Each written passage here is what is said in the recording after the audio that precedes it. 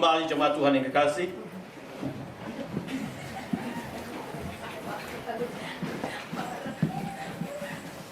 Shalom. Shalom alaihim. Shalom alaihim. Kalau nggak tahu itu saya coba pakai kalimat ini. Assalamualaikum. Itu lebih lancar. Shalom alaihim. Jawabnya apa? Wa alaihim shalom. Oke, ulang lagi. Shalom alaihim. Baru kelihatan orang Yahudinya. Nah, begitu ya. Kalau shalom alaihim artinya apa? Diberkatilah engkau. Kemudian wa alaihim shalom. Artinya apa? Tidak tahu juga. Saya tanya sendiri, saya jawab sendiri, saya capek sendiri. Ini gitu ya. Jadi saya bilang diberkatilah engkau, jemaatnya jawab kamu juga diberkati. Begitu ya. Jadi jangan sampai pendeta memberkati tapi jemaat tidak memberkati pendeta. Nah, begitu ya. Mari kita baca bagian firman Tuhan hari ini. Terambil dalam Kejadian pasal 32. Kejadian pasal 32 ayat yang ke-22 sampai dengan ayat yang ke-32. Kejadian pasal 32 ayat yang ke-22 sampai dengan ayat yang ke-32.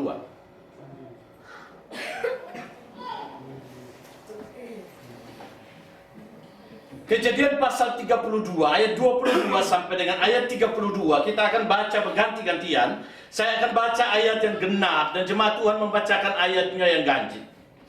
Pergumulan Yakub dengan Allah.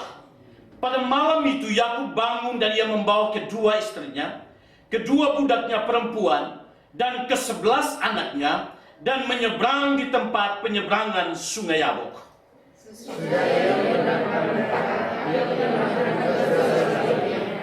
Lalu tinggallah Yakub seorang diri dan seorang laki-laki bergulat dengan dia sampai fajar menyingsing.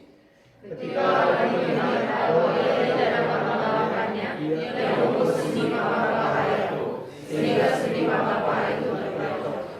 Ia bergulat dengan orang itu. Lalu kata orang itu, biarkanlah aku pergi, karena fajar telah menyingsing. Sahut Yakub, aku tidak akan membiarkan engkau pergi jika engkau tidak memberkati aku.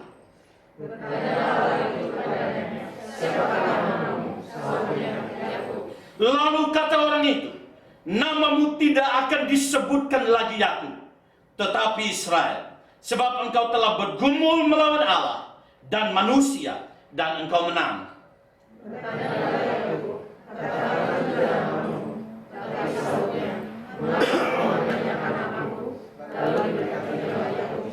Yakub menamai tempat itu Peniel, sebab katanya, aku telah melihat Allah berhadapan muka, tapi nyawaku tertolong.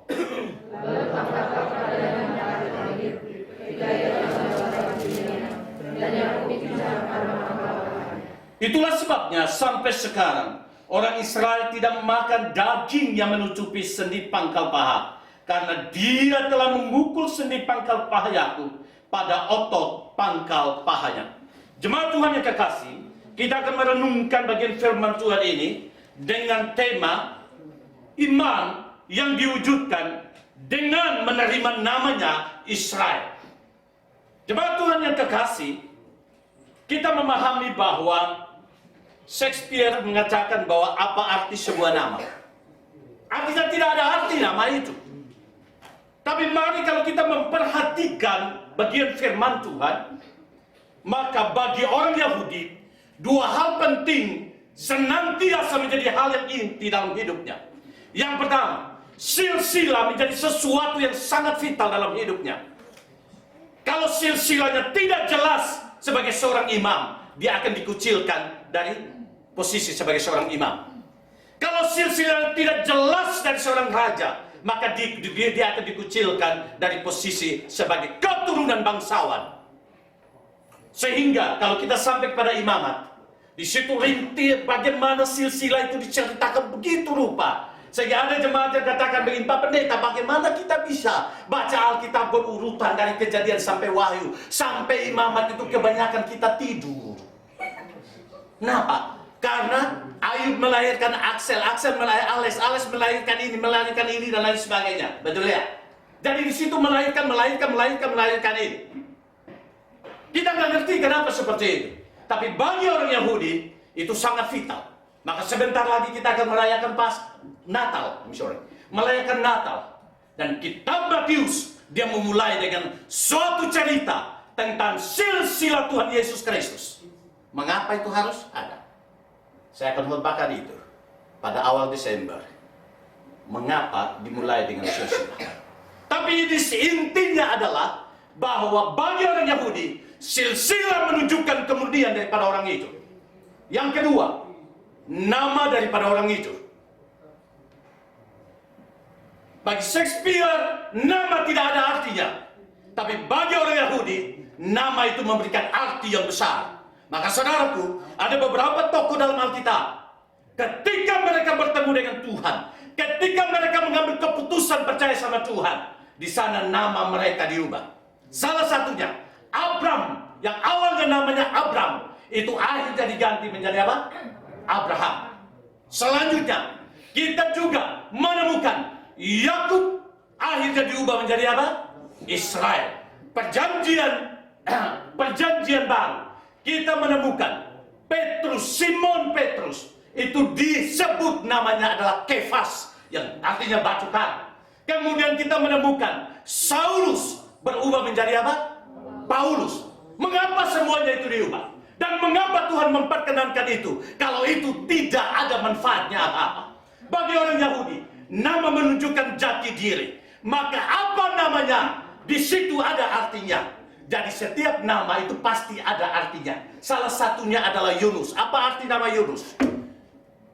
Yunus artinya merpati, tapi hidupnya tidak merpati. Ya, merpati biasanya tidak ingkar janji, tapi Yunus ingkar janji. Maka seharusnya nama menjadi koreksi bagi Yunus.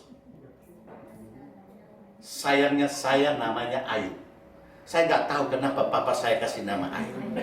Maka ketika saya ketemu dengan beberapa hamba Tuhan, salah satunya yang menyebutkan ini adalah Pak Yusuf Roni. Ketika saya bersama dengan beliau di Osaka, beliau ketemu saya dan beliau salaman sama saya. Pak Ayub, sudah selesai menderita kah? Saya bilang bukan masalah menderitanya, Pak, masalah imannya. Kemudian saya gurau sama Pak Yusuf Roni, Bapak udah keluar dari penjara kah? Karena Yusuf tuh, betul ya? Jadi saya percaya bahwa setiap orang tua memberikan nama, pasti ada harapan di sana. Amin itu. Ada teman saya namanya Yosua BTN Siahaan. Saya tanya-tanya, dia tidak mau sebutkan BTN itu apa. Kemudian saya tanya sama dia, semoga video ini dia bisa menontonnya.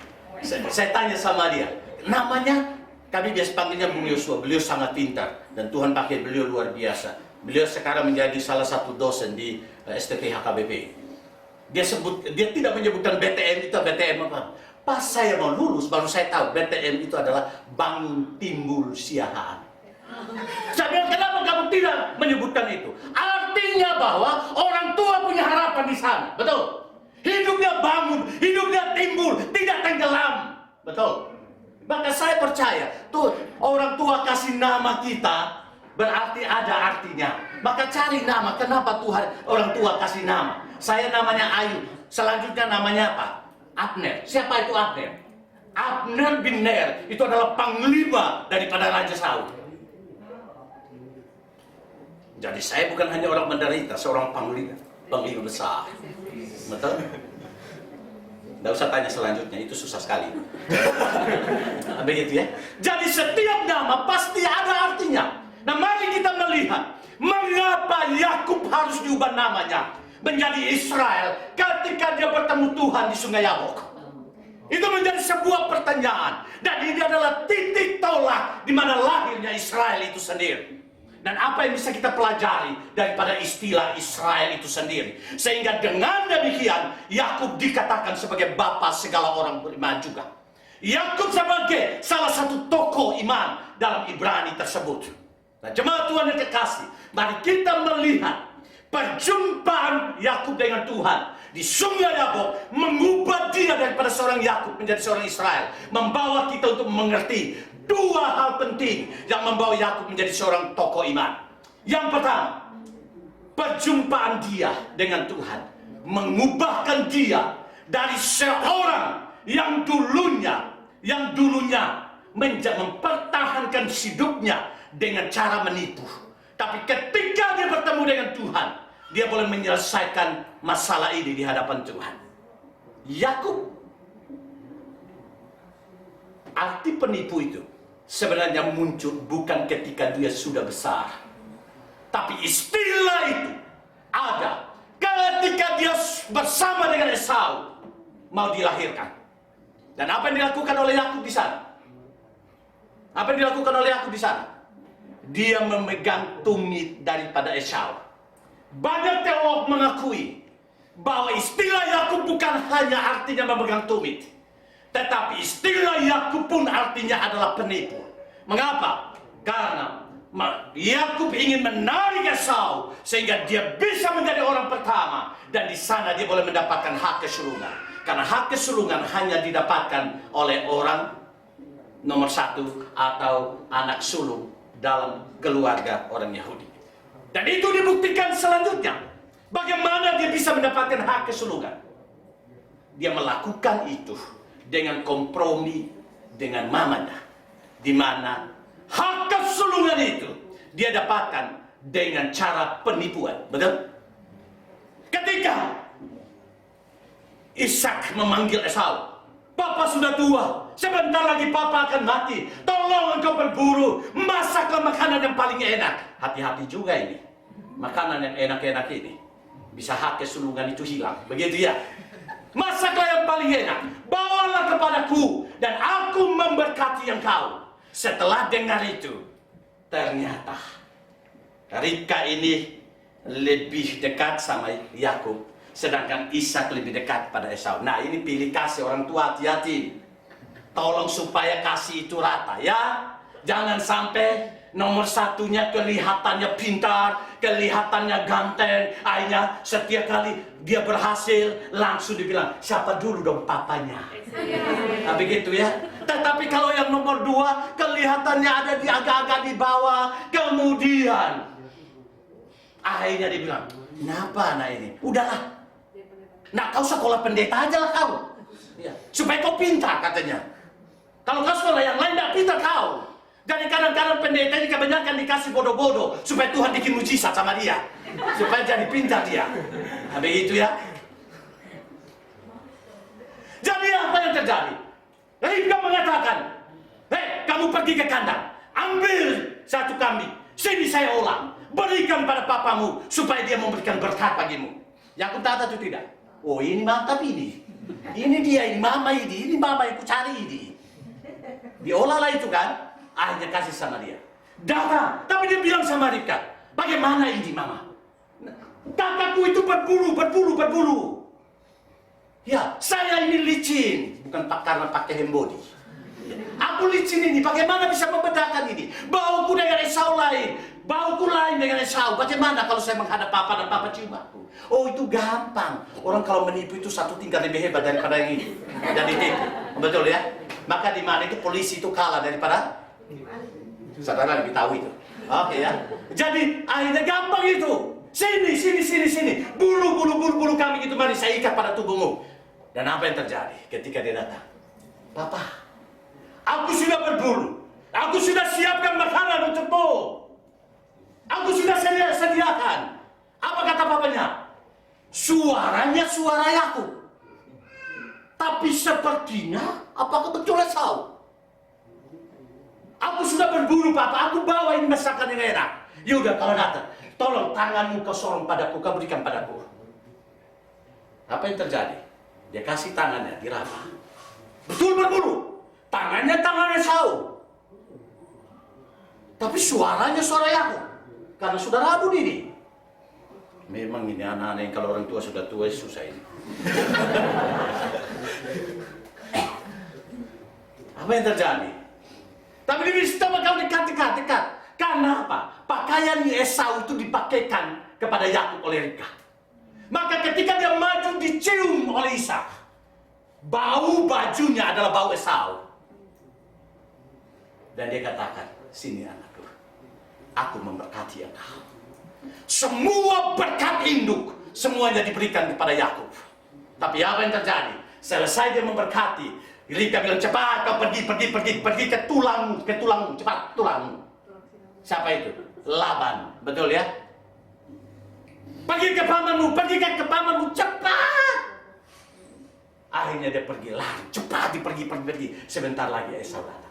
Ketika Esau datang, dia sudah masak paling enak dan dipersilakan pada papanya. Papa bilang, siapakah engkau? Aku anak sulungmu, Papa. Papa, aku bawa masakan untukmu. Yang tadi siapa? Esau mulai mikir. Tadi Yakub mati. Habis dia. Tapi mau cari di mana? Saudaraku, penipuan bukan? Selanjutnya bagaimana dia mempertahankan hidup Yakub? Dia sampai di rumah Laban. Nggak stop di rumahnya. Dia sampai ke rumah Laban. Apa yang dia lakukan? Di sana dia menggembalakan kambing domba Laban. Dan dia bikin satu perjanjian. Laban, pamanku, aku berjerih payah untuk menggembalakan kambing domba. Tidakkah engkau memberikan juga kepadaku? Akhirnya Laban bilang begini, oke, keponakanku, setiap kambing yang melahirkan, kalau anaknya berbintik-bintik bulunya, itu untuk kau. Ya, yang loreng-loreng lah itu. Itu artinya yang kulitnya putih kawin sama yang hitam ujungnya loreng anaknya. Nah gitu ya. Yang loreng-loreng yang bintik-bintik itu untuk kau. Yang kulitnya mulus itu semua untukku. Waduh, Yakub gak habis akal. Apa yang dilakukan? Semua belum baca ini juga ceritanya. Apa yang dia lakukan? Dia ambil kayu badam. Daunnya didekatkan kepada setiap kambing atau domba yang melahirkan. Karena setiap daun badam itu menyentuh setiap domba atau kambing yang melahirkan. Maka pasti kulitnya berbintik-bintik. Jadi setelah dia bekerja beberapa tahun, 7 tahun, ternyata kambing berbintik-bintik lebih banyak daripada kambing yang mulus. Akhirnya Laban sudah mulai mikir, dia tipu saya ini. Saudara, lihat keluarga ini, keluarga tukang tipu semua ini. Ribka nipu, betul? Turun ke anak. Bagaimana dengan Laban? Laban kita tunggu. Kenapa? Alkitab katakan, cinta Yakub akan Rahel begitu luar biasa. Dan dia katakan, aku bekerja kepadamu 7 tahun. Dan engkau berikan Rahel kepadaku. Ini peluang ini buat Laban ini. Setelah dia kerja 7 tahun, malam mulai masuk dalam pernikahan. Ternyata yang didandanin bukan Rahel, tapi apa sahabat? Leo. Kagetnya minta ampun. Ternyata yang dicintai bukan dipersiapkan, tetapi yang bukan dicintai. Sakitnya di mana? Di sini. Betul ya? Sakit. Tapi apa yang terjadi? Yakub katakan, aku sebenarnya bukan mencintai Lea, tapi aku mencintai Rahel. Aku mau bekerja lagi kepadamu. Laban bilang apa? Kau 7 tahun lagi kau bekerja. Bekerja lagi 7 tahun. Alkitab katakan apa? Kalimat yang indah. Karena cintanya akan Rahel, maka 7 tahun hanya seperti 7 hari. Wah, kalau cinta sudah makan, betul ya? Bila hatimu sudah mulai tergoda, itu tandanya kau jatuh cinta. Itu katanya kan? 7 tahun hanya 7 hari. Dan akhirnya dalam pernikahan itu, Rahel diberikan kepada Yakub. Tipu menipu terjadi bukan?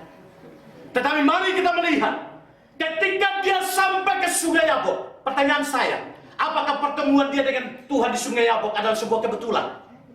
Saya katakan tidak. Mengapa tidak? Istilah Yabok dalam bahasa Ibrani itu artinya apa? Artinya mengosongkan.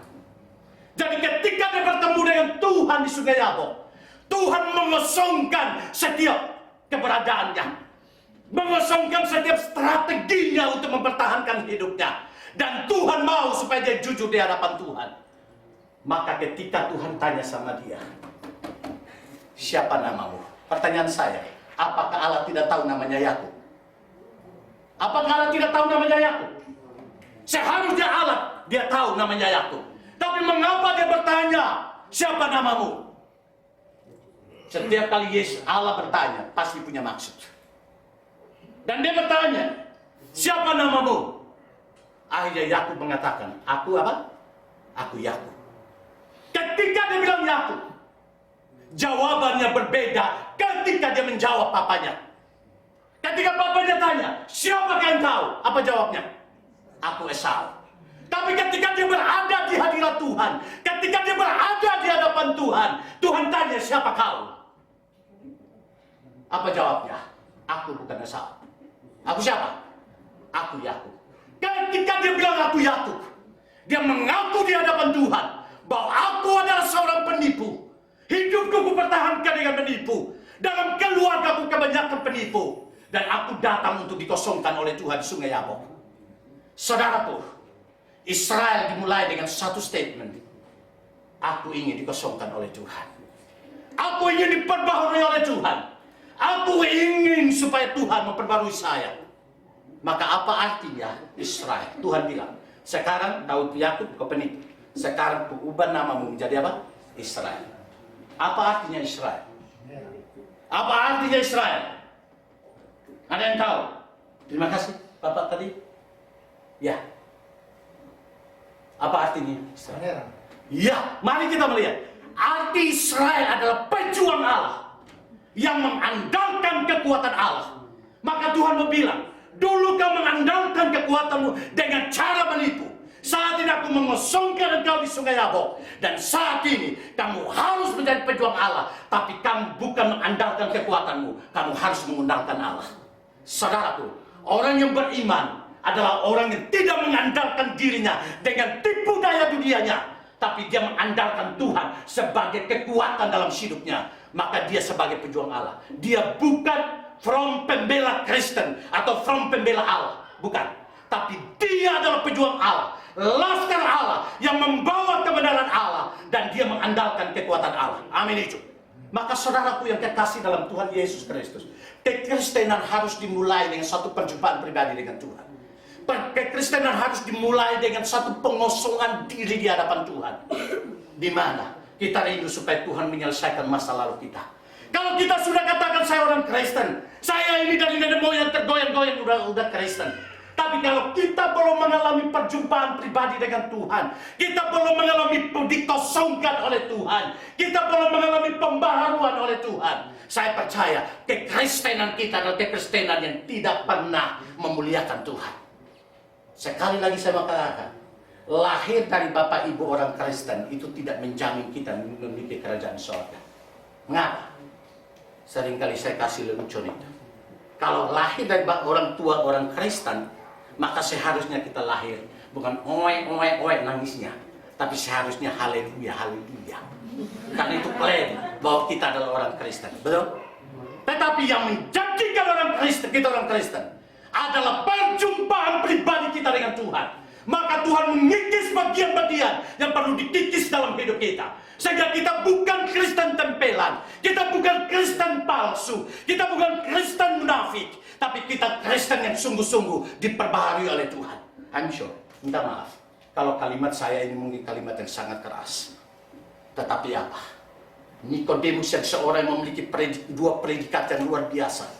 Sebagai seorang Farisi, sebagai pemimpin agama Yahudi. Tapi Yohanes pasal 3 ayat 3 mengatakan apa? Kalau engkau tidak dilahirkan kembali, maka jangankan kamu masuk surga, lihat surga saja tidak. Betul? Artinya apa?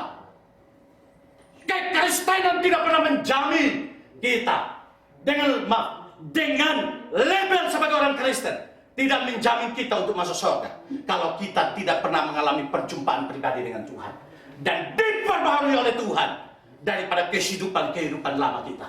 Maka mari kita boleh mengoreksi diri kita. Yang tahu identitas kita di hadapan Tuhan adalah kita di hadapan Tuhan.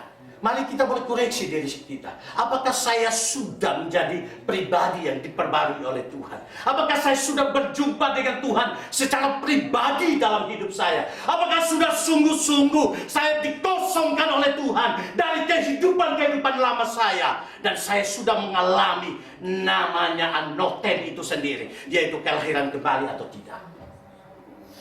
Sayang, kalau banyak orang mengklaim banyak orang Kristen bertumbuh di seluruh dunia, tetapi kekristenan tidak pernah ada kelahiran kembali di dalamnya. Mari kita boleh belajar dari poin yang pertama.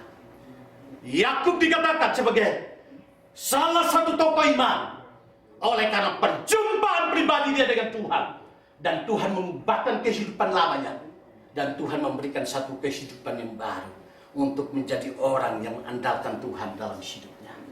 Saya percaya kalau kita sudah diperbarui oleh Tuhan, walaupun kekristenan tidak pernah menjamin bahwa menjadi orang Kristen itu tidak ada masalah. Kekristenan tetap menjamin bahwa kita punya masalah. Tapi karena kita punya masalah, kita bisa membuktikan kuasa Tuhan dalam setiap masalah yang kita hadapi. Amin itu. Tetapi orang tidak akan pernah mengalami itu kalau dia sendiri tidak pernah mengalami perjumpaan pribadi dengan Tuhan. Jadi iman dimulai daripada perjumpaan pribadi itu dengan Tuhan. Sekali lagi, ketika dia berjumpa, bukan karena, saya mau tekankan ini dulu, ketika dia berjumpa dengan Tuhan, bukan karena dia sendiri yang mau datang bertemu dengan Tuhan. Alkitab katakan, tidak ada seorang pun manusia yang mencari Tuhan. Tidak ada seorang pun manusia yang baik di hadapan Tuhan. Tapi ketika dia datang dan berjumpa dengan Tuhan, karena Roh Kudus yang menggerakkan dia, menginsapkan dia akan dosa, dan Roh Kudus yang menanamkan iman itu dan menumbuhkan iman itu, maka orang itu datang kepada Tuhan, dan di sanalah dia dikosongkan oleh Tuhan dan diperbarui oleh Tuhan. Jemaat Tuhan yang kekasih, maka di sana ketika kita diselamatkan, itu bukan karena andil kita, tapi itu andil Tuhan. Efesus 2 ayat 8 mengatakan apa? Kita diselamatkan oleh iman, bukan karena apa? Perbuatan kita, bukan karena hasil karya kita, tapi oleh karena iman yang Tuhan taruh. Maka mari, pertanyaan saya, sejak kapan Yakub dipilih oleh Tuhan? Yakub dipilih oleh Tuhan sebelum dunia dijadikan. Maka itu terbukti pemilihannya dalam Roma pasal 9. Ketika orang mulai meragukan pemilihan Tuhan, orang mulai meragukan apakah betul bangsa Israel adalah pilihan Allah. Karena ketika tegak-tengkukan bangsa Israel, akhirnya Tuhan mengambil bangsa lain menjadi umat pilihannya. Maka 1 Petrus 2 ayat 9 berkata, definisi gereja bukan lagi bicara tentang bangsa, tapi definisi gereja itu berbicara tentang orang yang mewarisi iman Abraham. Mereka dipanggil dari kegelapan masuk ke dalam terangnya yang ajaib. Maka mari kita boleh sungguh lagi belajar dari bagian ini. Kalau kita belum mengalami perjumpaan dengan Tuhan, sudahkah kita menjadi orang Kristen yang sungguh-sungguh di hadapan Tuhan? Jangan sampai kita menjadi orang Kristen, tapi mengenal Tuhan saja tidak kenal. Seperti kakek yang sudah saya ceritakan waktu itu, di mana cucunya dibawa ke rumahnya. 2 minggu dia dititipkan di sana. 2 minggu dia kagum luar biasa. Karena setiap pagi, setiap siang, setiap malam, kakek itu panggil istrinya. Panggil apa? Darling, darling, darling, sayang, sayang. Waduh, cucunya romantis sekali ini kakek nenek ini. Ternyata pas satu hari mau dijemput oleh orang tuanya, cucunya ini penasaran, kenapa kok kakek romantis sekali? Dia panggil cucu-cucu sini. Kenapa? Jangan kasih tahu apa itu Oma ya. Opa panggil Oma itu darling karena Opa sudah lupa namanya Oma. Jangan sampai kita menjadi orang Kristen, tapi hari demi hari kita tidak kenal Tuhan. Hari demi hari kita lupa Tuhan. Hari demi hari kita tidak mau diperbarui oleh Tuhan. maka hal-hal baru tidak pernah kita dapatkan di dalam kehidupan kita. Itu poin yang pertama. Poin yang kedua, bukti iman Yakub yang diwujudkan dengan nama yang dia sandang, yaitu Israel. Tidak hanya Tuhan memperbaharui dia dengan pertemuan dia dengan Tuhan di Sungai Yabok, dan Tuhan mengosongkan dia daripada kehidupannya yang lama.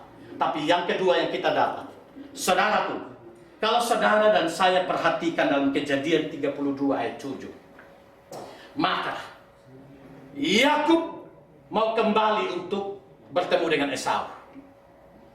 Dan ketika Yakub mau berencana kembali untuk bertemu dengan Esau, dia mendengar kabar bahwa Esau pun datang untuk bertemu dengan dia.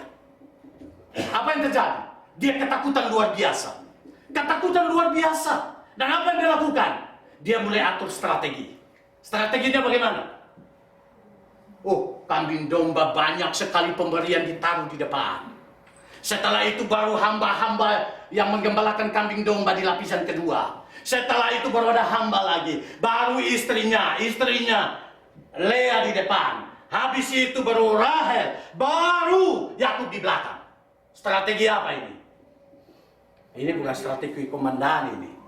Ini strategi es lilin ini. Jadi yang di ujung tombak itu es lilin itu. Kalau dia tembus itu baru saya akan pakai strategi langkah 1000. Oh, begitu ya. Tetapi kita melihat, mengapa dia melakukan itu? Karena dia mau menyelamatkan dirinya dengan mengorbankan orang lain. Yang kedua, dia mau menyelamatkan dirinya dengan mempengaruhi musuhnya dengan pemberian-pemberian. Tapi apa yang terjadi?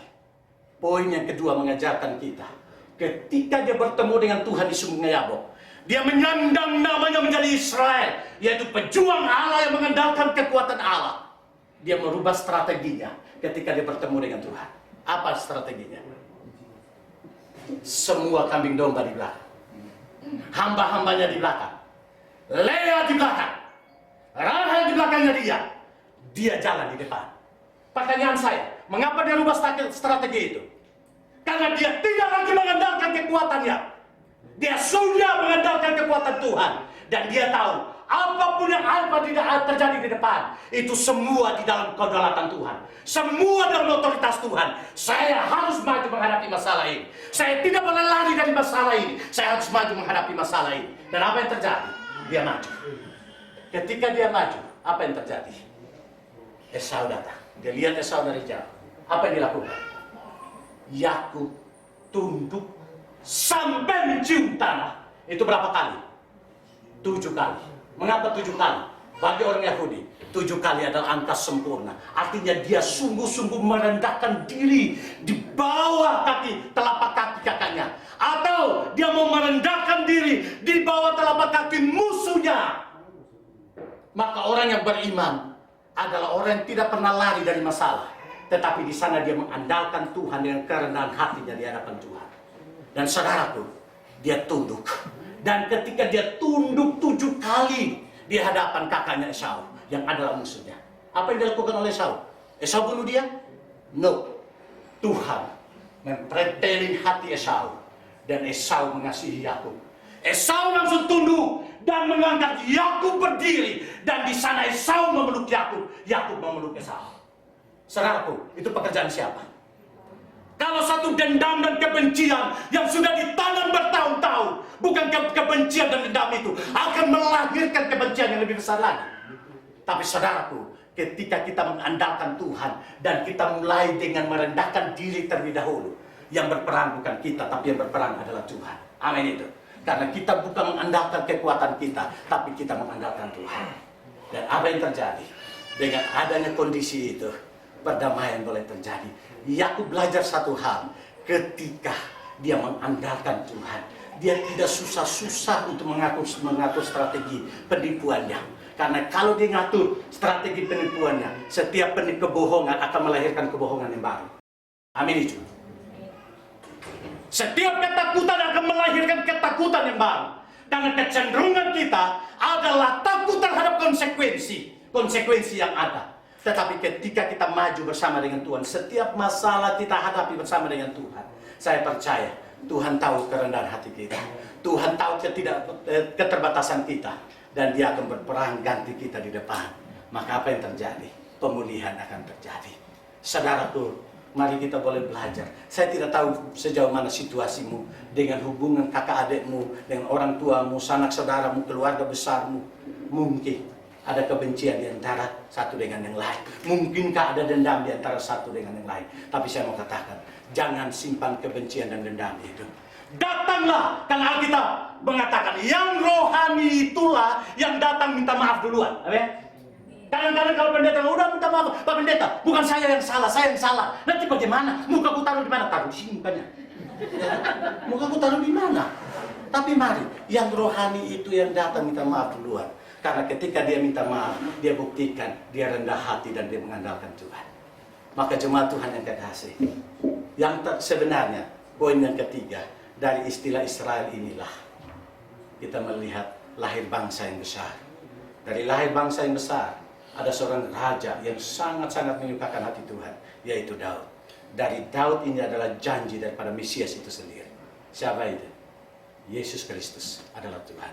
Saya akan khotbah khusus ini dalam Natal gabungan KMKI, Keluarga Masyarakat Kristen di Tokyo, tentang juru selamat Yesus Kristus itu. Saya akan khotbahkan khusus itu di sana.